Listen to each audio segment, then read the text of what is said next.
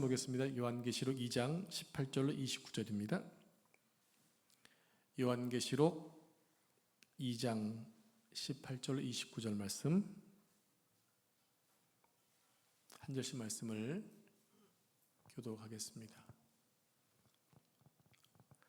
두아드라 교회의 사자에게 편지하라. 그 눈이 붉고 불꽃 같고 그 발이 빛난 주석과 같은 하나님의 아들이 이르시되, 내가 내 사업과 사랑과 믿음과 섬김과 인내를 아노니 내 나중 행위가 처음 것보다 많도다. 그러나 내게 책망할 일이 있노라. 자칭 선지자라 하는 여자 이세벨을 내가 용납함이니 그가 내 종들을 가르쳐 꾀어 행음하게 하고 우상의 제물을 먹게 하는도다. 또 내가 그에게 회개할 기회를 주었을 때 자기의 음행을 회개하고자 하지 아니하노도다. 볼지어다 내가 그를 침상에 던질 터이요 또 그와 더불어 간음하는 자들도 만일 그의 행위를 회개하지 아니하면 큰 환난 가운데에 던지고, 또 내가 사망으로 그의 자녀를 죽이리니 모든 교회가 나는 사람의 뜻과 마음을 살피는 자인 줄 알지라. 내가 너희 각 사람의 행위대로 갚아주리라. 두아드라에 남아있는 이 교훈을 받지 아니하고 소위 사탄의 깊은 것을 알지 못하는 너희에게 말하노니 다른 짐으로 너희에게 지울 것은 없노라. 다만 너희에게 있는 것을 내가 올 때까지 굳게 잡으라. 이기는 자와 끝까지 내 일을 지키는 그에게 만국을 다스리는 권세를 주리니 그가 철장을 가지고 그들을 다스려 질그릇 깨트리는 것 같. 나도 내 아버지께 받은 것이 그러하니라. 내가 또 그에게 새벽별을 주리라. 귀 있는 자는 성령이 교회들에게 하시는 말씀을 들을지어다. 아멘. 이 말씀은 살아계신 하나님의 말씀입니다. 아멘. 옆 사람에게 인사하겠습니다. 시작.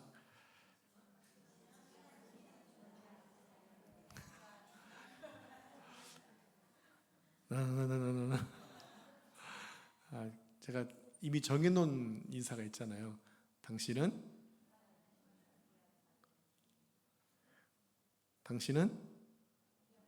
네, 존귀한 하나님의 자녀입니다.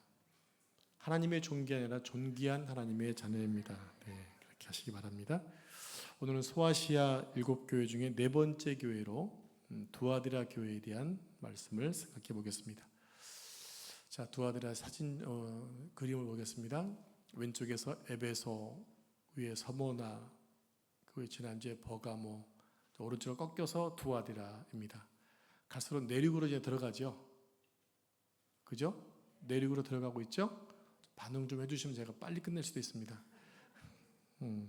자, 두아드라는 뜻은 뭐냐면 향기로운 제물 또는 끊임없는 제물이라는 뜻이 있습니다. 향기로운 제물, 끊임없는 제물. 여러분, 우리가 사도행전 16장에 나오는, 좀 울리는 것 같아요.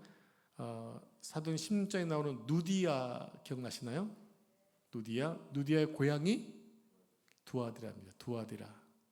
이 지역 출신이었다는 겁니다. 두아드라는 당시 로마의 철제 병기 제조창이 있는 곳이었어요. 무기를 만드는 곳이었다는 얘기입니다. 그러니까 돈을 벌기 위해서 많은 기능공과 숙련공이 이 도시로 몰려들었어요. 또 종교적으로는 제우스의 아들 아폴로를 그들의 지역의 수호신으로 섬깁니다. 그러니까 두아드라 역시 마찬가지로 황제 숭배 사상이 컸던 지역입니다. 또 이 도시는 옷감 직조로 유명해서 많은 염색 공장이 들어서 있었다. 자주장사 누디아가 그냥 실력이 아무데서 배운 게 아니라는 얘기겠죠.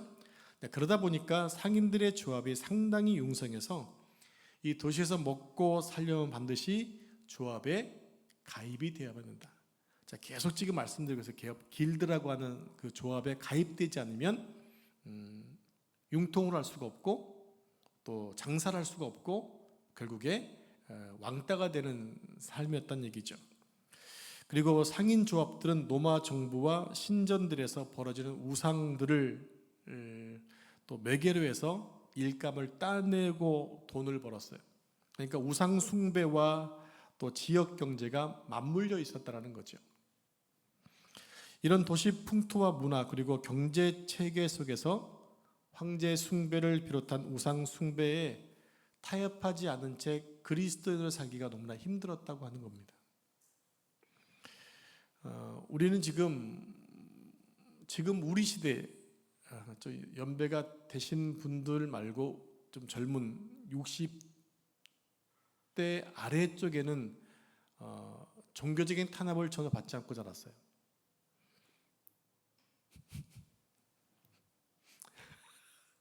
하오미가 너무 인정을 잘해서 많은 걸 알고 있는 것 같아요. 자, 60대 이전 사람들은 종교 생활하는데 어려움을 외부적으로 겪지 않았죠. 겪는 신앙은 집안에서 불교 신앙이다, 유교가 뭐 심취되어 있다는 데서 기독교 신앙 갖기는 어려웠지만 나머지 외부적으로 교회 다니는 것이 부담되지 않았던 세대를 살고 있어요. 그러니까 우리는 초대교회 당시에 사람들이 얼만큼 힘들었는지를 가늠하기가 어려워요.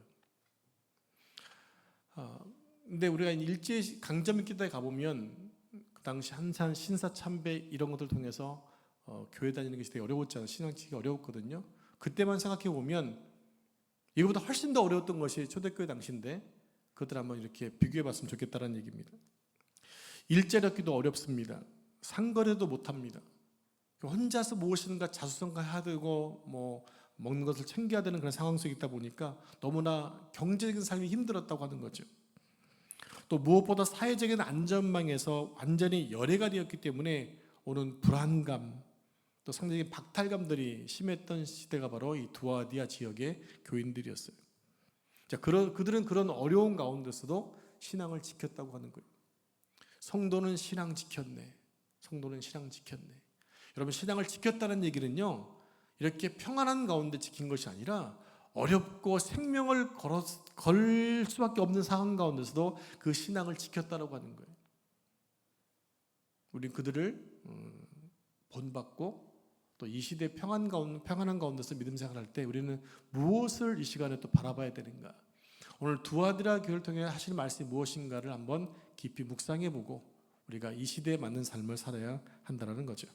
자, 본문 18절 말씀을 같이 한 절씩 합독하겠습니다. 합독. 자, 시작. 두아디아 교회 사자에게 편지하라. 그 눈이 불꽃 같고 그 발이 빛난 주석과 같은 하나님의 아들이 이르시되. 그래서 불꽃 같다는 말씀과 빛난 주석 같다는 말이 있는데요, 예수 그리스도를 우주적인 통치자로 인정하는 말입니다. 또 심판자로 묘사할 때 불꽃 같다. 불꽃이 뭐니까 사르는 거잖아요. 주석이라는 것은요, 빛난 주석이라는 얘기는 예수님의 그 권위를 말씀하고 있어요. 그러니까 심판하고 또 통치하실 때 주로 사용하는 말이 불꽃과 주석 같다 표현합니다. 그리고 요한계시록의 다른 곳에는 전혀 등장하지 않는 단어가 나와요. 이게 하나님의 아들이란 단어예요. 우리가 사복음서에서는 흔히 볼 수 있는 얘기지만 요한계시록에서는 하나님의 아들 보기가 어렵습니다. 근데 유일하게 이곳에만 이 단어가 나온다고 하는 거예요. 다른 교회들에게는 사용하지 않았던 이 표현을 유독 두아디라 교회에 하는 이유가 무엇일까 하는 거죠. 아주 중요한 영적 의미가 있습니다. 자, 두아디라는 제우스의 아들 아폴로를 신봉하고 있었기 때문에 사람들은 아폴로를 하나님의 아들로 여겼습니다. 구분되시죠? 지금 두아디라 교회에 편지할 때 하나님의 아들이라는 명칭을 예수님을 향해 쓰고 있는데 그 두아디라 지역에서는 제우스의 아들 아폴로를 하나님의 아들로 여겼다, 이렇게 생각했던 시대라는 얘기입니다. 또 신의 아들인 아폴로가 이 도시를 먹여 살리고 부욕케 한다고 믿고 있었던 거예요. 그런데 이것은 그리스도인의 세계관에서는 말도 안 되는 표현이잖아요. 오직 본문에서만 그러니까 하나님의 아들 예수 그리스도만이 하나님의 아들임을 지금 그 시대에 그 교회에 보내고 있다는 얘기입니다. 너희가 믿는 예수님은 하나님의 아들이시다. 아폴로가 하나님의 아들이 아니라 예수 그리스도가 하나님의 아들이라고 표현하고 있는 거예요. 도전하는 거죠. 여러분, 그 말을 전하기가 얼마나 어려웠겠어요. 모든 사람이 다 아폴로를 하나님의 아들로 믿고 있는 그 세대관에 예수님이 하나님의 아들이 했을 때 얼마나 많은 장벽과 많은 대적이 있었겠냐고요. 그거를 주장하는 것이 생명을 걸고 얘기하는 거예요. 지금 초대교회 당시에 로마가 세계를 지배했을 때 황제가 신이라고 주라고 하는데 거기에 예수님이 주야라고 했을 때 얼마나 힘들었겠냐고요. 그러니까 황제를 인정하지 않는 모든 기독교인들을 다 박해했던 거예요. 300년 이상을. 자, 이런 교회에 대한 예수님의 칭찬이 있습니다. 19절 말씀 같이 합독하겠습니다. 시작. 내가 내 사업과 사랑과 믿음과 섬김과 인내를 나누니 내 나중 행위가 처음 것보다 많도다. 네, 두 아들의 교회 지금 칭찬이 나오고 있는데요. 이 칭찬은 신기하게도 에베소 교회를 향한 책망과 반대 말씀이라는 거예요. 에베소 교회의 칭찬이 뭐였나요? 진리를 수호하고 거짓을 잘라내고 분별하는 데 성공했어요. 즉 교회 내에서 이거 좀 잡아주라. 교회 내에서 지금 비진리를 제대로 파악을 해서 쫓아냈다는 얘기입니다. 교회를 진리로 세웠다라고 하는 거예요. 그런데 그것이 칭찬이었지만 책망이 뭐였나요? 그 진리로 사람을 세우는 것이 아니라 사람을 살리는 것이 아니라 또 사람들을 도리어 심판하고 정죄하는 데 쓰였다고 하는 거예요. 그게 첫사랑을 잃은 거라고 말씀을 드렸잖아요. 근데 오늘은 뭡니까? 두 아들에게 칭찬은요,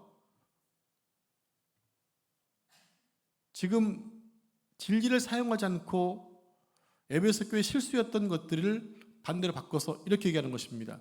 19절 말씀처럼 말하는 사업은 뭐냐? 비즈니스가 아니라 뒷부분에 따라 나오는 행위를 가리키고 있는데 이 행위가 바로 사랑과 믿음과, 너무 줄였다, 섬김과 인내였다라는 거예요. 진리로 사람들을 계속해서 핍박했던 에베소 교회의 반대로 이들은 사랑과 믿음과 섬김의 인내를 했다라고 하는 거죠. 두 아들의 교회의 행위는요, 즉 사랑과 믿음으로 행한 일들과 인내와 섬김에 대해서 주님이 인정하시고 칭찬하고 계시다라고 하는 거예요. 우리는 이 칭찬 앞에서 교회의 머리 대신 예수 그리스도가 마지막 때 우리를 진단하시면서 무엇을 우리에게 말씀하고 있는가를 찾아볼 수 있습니다. 사람들의 관심은, 교회에 대한 사람의 관심은 뭡니까? 교회가 얼마큼 많이 모이느냐, 교회 사이즈가 얼마큼 크냐, 얼마나 많은 선교를 하고 있느냐, 얼마나 구제를 많이 하고 있느냐, 여기에 관점이 있죠. 그런데 하나님의 관점은 거기에 있지 않다고 하는 거예요. 무엇에 있습니까? 믿음, 사랑, 소망의 인내, 즉 내면에서 나온 진실함을 바라본다고 하는 겁니다. 그러니까 우리는 행위보다도 우리 속에 어떤 마음을 갖고 있는지를 보는 게 더 중요하다는 얘기입니다. 내 안에 정직하고 내 안에 진실한지, 하나님을 사랑하는 마음이 있고 그분을 믿는 믿음이 있는지, 그 마음으로 섬기고 있는지를 보신다고 하는 거예요. 우리나라가 지금 선교 130년이 넘었잖아요. 이제 시간이 가니까 130년이 넘더라고요. 130년 넘게 우리 한국 교회가 다시 한번 정신 차리고 붙잡아야 될 초점이 있다고 하는 거예요. 이 초점을 붙잡으려면 세 가지를 버려야 됩니다. 한 가지가 뭐냐면 바로 교회의 직분론이 바뀌어져야 돼요. 성도들의 고통에 함께하고 발을 씻어주라는 섬김의 자리로 직분을 주셨는데 어느 날 이 직분은 교회의 계급이 되어버렸어요. 교회 직분은 계급이 아닙니다. 오해하시면 안 돼요. 그래서 교육이 필요한 겁니다. 어느 순간 잘못된 생각과 사상이 흘러 전통이 되면서 이제 안수를 받으면 목에 힘을 주는 것이 한국의 문화였어요. 그래서 남자분들은 장로님이 되는 게 목적이었고 여자분들은 권사님이 되는 게 목적이에요. 그게 최종 목적지였어요. 왜? 목사가 되긴 쉽지 않으니까. 그러면 그때가 되면 더 열심히 섬기고 나가야 되는데 그때 되면 그때부터 누리려고 한다는 거예요. 이게 한국에 흘러왔던 한국의 병폐였다는 얘기입니다. 모든 직분은 하나님을 잘 섬기고 교회를 바로 세우기 위한 방편이지 절대로 계급이 아니라는 거예요. 자, 두 번째는 뭐냐? 이원론입니다. 이원론이 뭡니까? 교회는 거룩하고 세상은 악하다는 거예요. 이게 한때 상당히 인기가 있었어요. 그러다 보니까 어떤 현상이 생기느냐? 교회 안팎에서의 모습이 너무 다른 거예요. 이중성이에요, 이중성. 교회에서는 거룩하죠. 실은 여러분 교회에 와서 욕하는 사람이 있나요? 여러분 교회에 어떤 교지가 욕하는 사람이 있습니까? 막 비방하고 막 하는 사람 없잖아요. 그래도 교회 오면 웬만큼은 참지요. 막 인내합니다. 근데 밖에 나가서는 어떡합니까? 마음대로 삽니다. 여러분, 우리 성도는 모든 면에서 거룩해야 돼요. 우리 성도는 모든 면에서 거룩해야 된다고요. 주님의 거룩하심을 날마다 그리고 평생을 닮아가도록 힘써야 됩니다. 아직은 부족해도 닮아가려고 애쓰는 거니까 어제보다 오늘이 나아야 되는 거예요. 제가 지난 우리 피택자들 모여서 말씀을 드렸어요. 지금보다 조금 더 기도하시고 지금보다 예배를 좀 더 나오십시오 했더니 오늘 많이 나오셨어요. 너무 감사해요. 순종해 주셔서. 그리고 주일날 제가 설교했잖아요. 주일날 2부 설교가 좀 듣기 힘들었을 거예요, 아마 많이. 그런데 그들 가운데 깨달으신 분이 계세요. 어떻게 주일만 예배드려 살 수 있나 했더니 이제 그분은 고치더니 주일 오후 예배에 나오고 새벽 예배까지 나와요. 말씀에 순종하겠다고 애쓰는 거예요. 저는 그게 변화라고 생각을 합니다. 아무리 말씀이 떨어지면 뭐 합니까? 안 받아들이면 소용이 없는 거지. 그러니까 내 밭이 중요한 거예요. 중요해. 여러분 밭이 길가, 돌짝밭, 가시밭이 아니라 옥토가 되기 축복합니다. 옥토가 되셔야만 열매를 맺어요. 여러분 가시밭 열매 못 맺잖아요. 돌짝밭 열매 맺나요? 뭘 맺는다고요? 길가는 어림도 없어요. 오직 열매 맺는 밭은 옥토밖에 없어요. 여러분이 열매 맺는 삶을 살고 싶을 때 여러분 옥토가 되시도록 여러분 계속 기경하셔야 돼요. 계속 묵은 땅을 기경하지 않으면 열매 맺을 수 없어요. 여기 모이신 분 가운데 지금 농사 짓는 분이 계시잖아요. 근데 그 땅에 그냥 심지 않잖아요. 반드시 땅을 기경합니다. 기경하고 비료를 뿌려 둡니다. 어느 때가 지나야만 다시 다듬잖아요. 돌은 다 캐내잖아요. 그게 돌짝밭이었는데 점점 하다 보니까 옥토가 바뀌어지는 것처럼 날마다 나를 그렇게 개간하지 않는 이상 열매를 못 맺는다고요. 씨는 떨어져요. 씨는 떨어지는데 열매를 못 맺는다고요. 오직 열매 맺는 밭은 옥토라는 거예요. 그러면 내가 점점 닮아져 가는 거죠, 예수님을. 내가 예수님을 닮아가는 것이 내가 신앙이 있는 게 하나의 증표가 될 수 있습니다. 그러니까 어제의 모습과 나의 모습이 지금 달라야 한다는 얘기예요.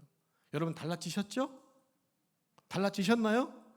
할렐루야. 자, 세 번째입니다. 기독교를 무당 종교, 즉 윤리도 세계관도 없이 그저 복받는 수단으로 치부하는 그 마음을 버려야 한다는 얘기입니다. 그게 바로 기복신앙이잖아요. 이 한국의 기복신앙은 불교 문화, 유교 문화에서 흘러와서 자연적으로 맺혀진 신앙이었어요. 이거 한번 복을 받는다, 그런 개념이죠. 물론 전혀 틀린 말은 아니에요. 심는 대로 거두기 때문에. 콩을 심는데 팥이 날 수는 없잖아요. 분명히 콩이 나게 돼 있거든요. 성경은 말합니다. 눈물로 씨를 뿌리면 거둔다고 말씀하고 있거든요. 그렇지만 내가 복을 받게 심는 것은 아니라고 하는 거예요. 내가 열매를 맺기 위해서 씨를 뿌리는 거 맞지만 내가 복을 받기 뭘 하는 것은 아니다라는 거예요. 우리는 이미 복을 받은 존재이기 때문에, 그것도 가장 뛰어난 복을 받은 존재이기 때문에 그보다 수준 낮은 것을 위해서 여러분 기복신앙을 사시면 안 된다고 하는 거예요. 우리는 하나님 앞에 서서 주님이 바라보실 때 우리의 내면이 부유한 사람으로 자라가고 있는지를 확인해야 됩니다. 육적으로는 부유한데 영적으로 가난하시면 안 돼요. 아멘이십니까? 육적으로는 누릴 거 다 누려요. 있는 게 많이 있으니. 근데 영적으로 가난하시면 안 된다는 거예요. 예배당을 수십 년 드나들어도 여전히 작은 일에 성질내고 내 이익 앞에서 세상 사람과 똑같이 행동하면 안 된다는 겁니다. 여전히 자아가 살아있으면 안 된다는 겁니다. 십자가 앞에서 완전히 죽어야 하는데 그게 잘 안 됩니다. 저도 마찬가지입니다. 그래서 여전히 상처 주고 상처받고 힘들어하고 있잖아요. 죽은 자가 무슨 감각이 있습니까? 죽은 자가 무슨 아프다고 얘기합니까? 안 죽었기 때문에 그러는 거예요. 사랑하는 성도 여러분, 우리 모두 제발 완전히 죽읍시다. 완전히 죽읍시다. 옆 사람 같이 합시다. 좀 죽어주세요. 제발 좀 죽어주세요. 죽여주세요? 그건 말고요. 큰일 날 뻔했네. 네, 완전히 죽어야 됩니다. 우리 하나님의 관심은 바로 우리 속사람에게 있기 때문에 그래요. 그리스도의 성품에 맞는 부유한 사람으로 너그러워지는가에 하나님 관심이 있다라는 거예요. 하나님은 우리가 사랑, 믿음, 섬김과 인내의 수고를 끊임없이 계속 경주하고 있는 것을 보고 계신다는 얘기입니다. 중단하시면 안 돼요. 자, 또 이제 두 아들의 교회에 대한 책망의 말씀을 살펴보겠습니다. 두 아들의 교회는 칭찬도 있었고 책망도 있었거든요. 자, 20절 말씀과 합독하겠습니다. 시작. 책망을 일리노라. 자칭 선지자라 하는 여자 이세벨을 내가 영납함이니 그가 내 종들을 가르쳐 꾀어 행음하게 하고 우상의 제물을 먹게 하는도다. 자, 이 말씀을 잘 바르게 이야기해서는 여자라는 단어를 주목해 봐야 됩니다. 여자. 요한복음 2장에 가나 혼인잔치에서 포도주가 떨어지자 마리아가 예수님께 포도주가 떨어져서 얘기했을 때 예수님 하셨던 말씀이 여자여라고 얘기하잖아요. 여자여. 그리고 예수님이 십자가에 달리셨을 때도 십자가 밑에 있는 마리아 보고 여자여라고 얘기합니다. 이 호칭은 우리가 볼 때는 우리 한국 사람 볼 때는 되게 경망스럽고 좀 사가지 없는 그런 얘기 같지만 헬라어로 보게 되면 귀나이라는 단어예요. 귀나이. 이것은 되게 귀부인을 얘기합니다. 귀부인. 그런데 오늘 본문에는 귀나이의 파생형이라 볼 수 있는 구네로 나와 있어요. 구네로. 무슨 말이냐면 이것은 누구의 부인이라는 뜻이에요. 누구의 부인. 그러니까 지금 본문에 나와 있는 20절에 나와 있는 그 자칭 선지자라는 여자 했을 때 이세벨 얘기하잖아요. 이름도 나와요. 이세벨이라고. 그런데 그 여자가 누구냐? 누구의 부인 이세벨이라는 얘기예요. 여러분 이세벨하면 떠오르는 인물 딱 있죠. 구약성경 아합의 부인 생각하는데 그런 개념이 조금 다릅니다. 이런 역사 문법적인 배경을 고려할 때 좀 여기 여자 이세벨은 두 아들의 교회 담임 목사의 사모일 수도 있습니다. 아니면 그 교회에 영향력 있는 지도자 인사의 부인일 수도 있습니다. 따라서 누구의 부인인지는 확실치 않지만 교회 안에서 대단한 영향력을 행사하고 있는 여자임은 확실합니다. 그런데 이 여자는 자칭 선지자로 이름이 나 있어요. 자칭 선지자입니다. 하나님의 선지자가 아니란 얘기죠. 자기 스스로가 나는 선지자 했던 여자죠. 교회에서 공식적인 지도력을 위임받지 않았지만 영향력을 행사하다 보니까 사람들이 슬슬 그 여자 쪽으로 모여드는 거예요. 그러면서 그 여자의 말이 갈수록 점점 커지고 권위가 있어지는 거예요. 근데 문제가 뭐냐? 그 여자가 가르치는 그 교리가 문제였다라고 하는 거예요. 여러분 아무리 인기 있는 목회자 부흥사라 하더라도 그 말씀과는 복음이 없으면 부흥사가 아닌 거거든요. 목회자는 당연히 설교하죠. 무엇을 설교합니까? 복음을 설교하는 거예요. 복음을 설교하지 않으면 목회자 말할 수가 없는 거거든요. 근데 이 자칭 선지자였던 이세벨은 지금 복음을 가르치는 게 아니었어요.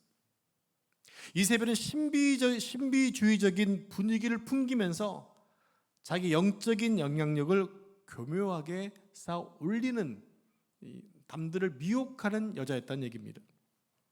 그리고 두아디라 지역에 그리스도인으로 산다는 것은 세상과 갈등 구조 속에 놓일 수가 없었는데 이때 괴로워하고 힘들어하는 성도들에게 이렇게 유혹하는 거예요. 이번 한 번만 질끈 눈 감고 절하면 돼. 여러분 황제에게 절하지 않으려고 생명을 걸었던 사람들, 그러다 보니까 경제도 힘들고 왕따 당하고 너무 힘든 구조 속에 있는 그들에게 얘기하는 거예요. 마치 위로하는 것처럼 이번 한 번만 눈 감으면 돼. 네 마음은 하나님 섬기잖아. 그냥 그것도 한 번만 하면 돼. 그때 폴리갑은 어떻게 했나요? 주님은 나를 한 번도 모른다고 하지 않았는데 내가 어떻게 이 순간에 주님을 부인할 수 있겠습니까? 라고 화형당해 죽었잖아요. 그렇게 이세벨이 꼬드겼다는 얘기입니다. 요즘식으로 얘기하면 요즘 다 그래. 다 그렇게 하거든. 괜찮아. 별나게 울 필요 없어. 이렇게 꼬드겼다는 얘기입니다. 그게 내용이었다는 얘기예요. 자칭 선지자였다는 이세벨이 그렇게 지금 사람들을, 신앙인들을 혼동에 빠뜨리고 있었다는 겁니다. 이것에 대한 여러분의 생각은 어떻습니까? 저는 예수님을 믿으려면 별나게 구려한다고 생각을 합니다. 예수님을 믿기 때문에 무슨 뭐 난장피나 그런 의미가 아니라 나는 예수님을 믿는다 정확히 고백하는 거예요. 처음에는 상식적 이해한다는 말에 속아서 결국에는 자신을 속이는 일이 될 수 있습니다. 즉 예수님을 믿는 사람에게는 절대로 회색지대가 있어서는 안 된다는 얘기예요. 그게 무슨 얘기입니까? 중간지대는 없다는 얘기입니다. 기든지 아니든지 둘 중에 하나여야 한다는 거예요. 그러니까 어렵죠. 그러니까 힘들죠. 그래서 포기하는 거예요. 힘들고 어렵기 때문에 타협하는 거라고요. 그러면 타협하는 그에게 하나님이 은혜를 주실까요? 자기 양심은 깨끗할까요? 자기 신앙이 자유로울까요? 만약에 신앙이 자유롭다면 그 사람은 오리지널 그리스도인이 아닌 거예요. 그렇게 할 수가 없거든요. 어떻게 양쪽 신을 놓고 같이 두 신을 섬길 수 있습니까? 안 되잖아요. 지금 두아드라 성도뿐만 아니라 초대교회 성도들이 그것 때문에 힘들어하고 있잖아요. 아닌 것을 아니라고 했기 때문에 힘든 삶을 살고 있는 거거든요. 근데 요즘에 타협합니다. 적당히 섞어서 갑니다. 혼합주의죠. 그래서 우리는 메사를 분명하게 해야 됩니다. 이세벨은 현실적인 문제 앞에서 갈등하는 두아디라 그리스도인들을 간교한 입술로 우상에게 절하게 하는 일에 일조한 거예요. 그래서 만약에 좀 더 영향력 있는 사람이 그 일을 하면 그를 따라가는 사람은 그냥 양심에 가책 없이 넘어가는 게 너무너무 많아요. 그래서 중직이 어려운 거예요. 그래서 선배가 어려운 거예요. 그래서 스승이 어려운 거라고요. 내가 하는 것을 보면요, 믿음이 약한 사람 따라하잖아요. 목사님도 하는데 뭐, 장로님이 하는데 뭐, 그 책임 우리가 져야 되거든요. 그래서 무서운 거라는 얘기입니다. 여기서 용납한다는 말이 있어요. 용납한다. 우리식으로 말하면 좀 장난스럽게 이렇게 표현해 보겠습니다. 안 돼요, 돼요. 안 돼요, 돼요. 그렇게 바뀌어져 간다는 얘기입니다. 처음에는 안 된다고 했지 어느 순간 나도 모르게 이미 퇴색되어 버렸고 혼합되어 버린 신앙관일 수 있다는 거죠. 이번 딱 한 번만 하자. 여러분 많이 해보셨잖아요. 이번 딱 한 번만, 오늘까지만. 다이어트는 내일부터. 오늘까지만 먹자. 결단했어요. 그런데 내가 정말 좋아하는 간식을 사갖고 왔어요. 아빠 드실래요? 오늘까지만. 그래. 먹으면 끝난 거 아닙니까? 그런 것처럼 오늘날 우리 주변에 이런 일이 너무너무 많이 있다는 거예요. 이번 한 번만 딱 한 번만이야. 아니요. 딱 한 번만이 아니에요. 작년 보배령교 할 때 그때 12월 달이었나요? 11월 달 집사님? 10월 달쯤 됐나요? 그때 어떤 한 명 왔었잖아요. 구제해달라고. 키 조그마신 분. 전화했을 때 12월쯤 됐나요? 교회로 전화가 왔었어요. 이제 제가 교회에 착신을 시켜놨기 때문에 바로 제가 전화를 받았는데 어렵다고 좀 도와달라고 하길래 그런 분이 한두 분이 아니니까 그러면 오시라고 그랬어요. 왔어요. 오셨더라고요. 그래가지고 제가 한숲 찾아가서 케어해서 교회 모시고 와가지고 또 용돈 챙겨드리고 또 가장 맛있는 삼성을 가장 맛있는 차돌빼기 짬뽕 시켜드리고 가서 모셔다 드렸어요. 그 다음부터 계속 전화가 와요. 무슨 한 번만 제가 7번인가 도와줬어요. 7번. 뭐 제가 힘든 걸 아니까 했는데 계속 할 때마다 뭐라 했냐서 이번 한 번만요. 여러분 그 사람은 힘들게 되면 그럴 수 있지만 우리의 그 연약함은요 한 번 양보하면 계속 양보할 수밖에 없는 그런 구조라고요. 그래서 처음이 중요한 거예요. 처음의 마음을 잘 지켜내셔야 돼요. 그래야 그것이 어렵고 힘들어도요 그것을 지켜내면 이길 수 있는 거예요. 그래서 성도는 어디 가든지 정확하게 그리스도임을 밝히셔야 됩니다.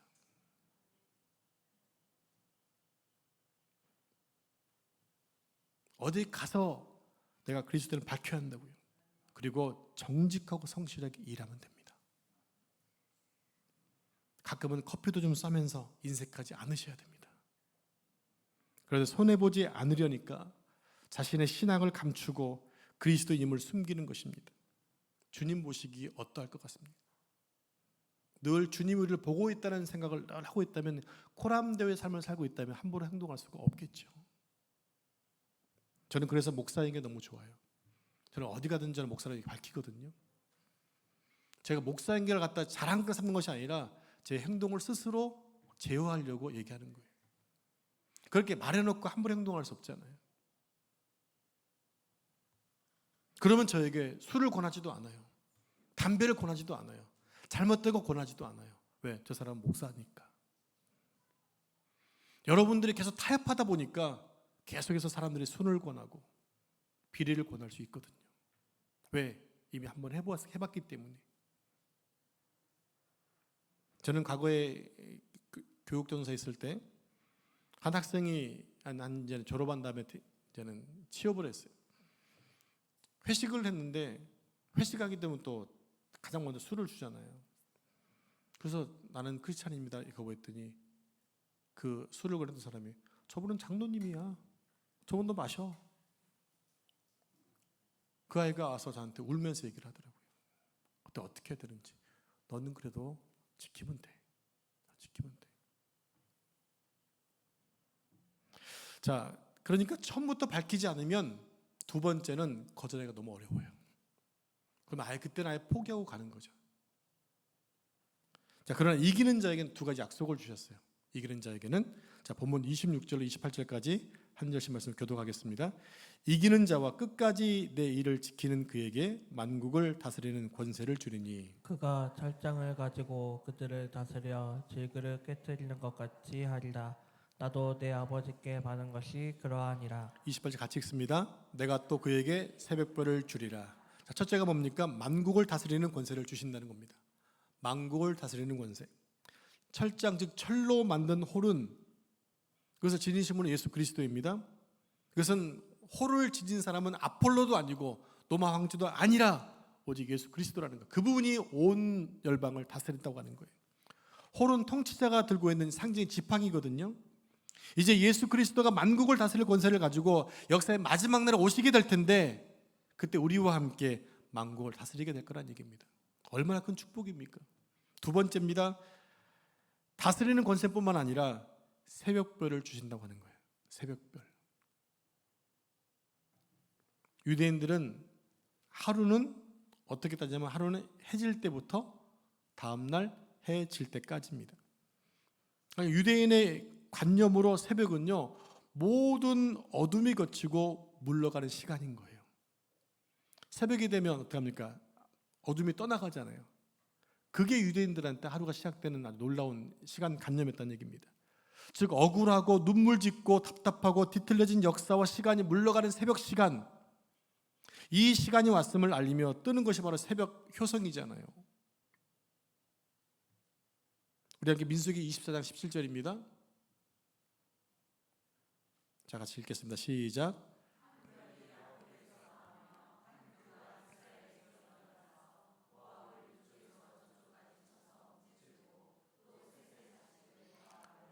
네, 야곱에게서 무엇이 나옵니까? 한 별이 나옵니다. 이것은 바로 왕이 나온다는 얘기거든요. 이것이 바로 페르시아에 있었던 동방 박사들이 이 별에 대한 관심 가지고 메시아 별을 발견하게 된 거거든요. 이 새벽별이 철장의 권세를 가지고 만국을 통치하실, 역사를 회복하고 새 역사를 주도하실 예수 그리스도를 가리키고 있다는 것입니다.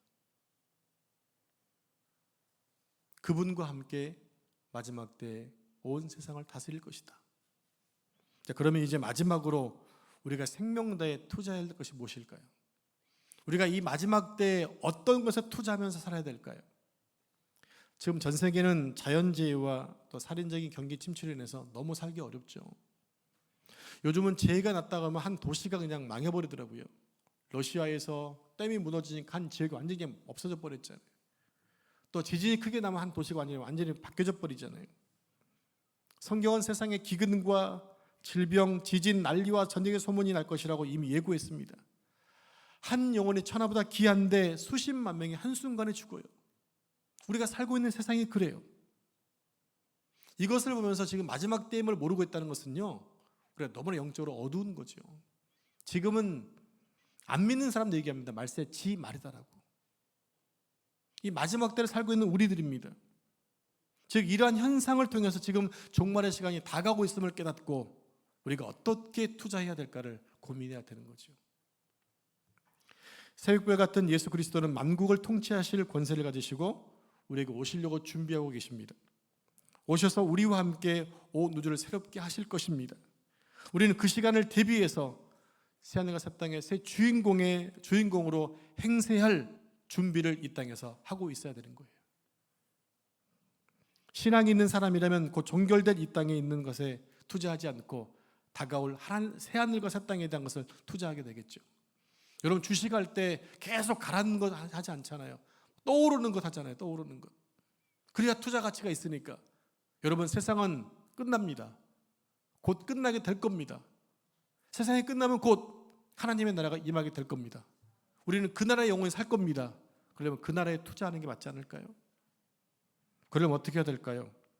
우리의 삶에서 힘과 뜻과 정성을 다해서 하나님을 사랑하고 이웃을 사랑하기 위해서 수고하고 눈물을 흘리는 삶에 투자를 해야 한다는 거예요. 믿음, 소망, 사랑 이 세 가지는 항상 있을 것인데 믿음, 소망, 사랑은 항상 있을 것이래요. 영원한 그 나라에서도. 그럼 우리가 무엇을 투자해야 되느냐? 믿음, 소망, 사랑을 가지고 주님 오실 날을 기대하면서 이것을 계속 심고 가꾸는 일에 우리가 투자를 해야 한다는 것입니다.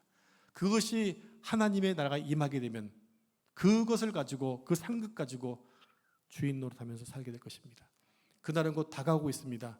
그날의 주인공으로 손색없이 잘 준비하셔서 그날이 속히 와도 아무런 두려움 없이 그날만 여러분 삶되기를 축복합니다. 기도하겠습니다. 하나님 아버지, 세상의 것들과 타협하지 않게 하시고 하나님의 자녀로서 존귀하게 살게 해 주옵소서.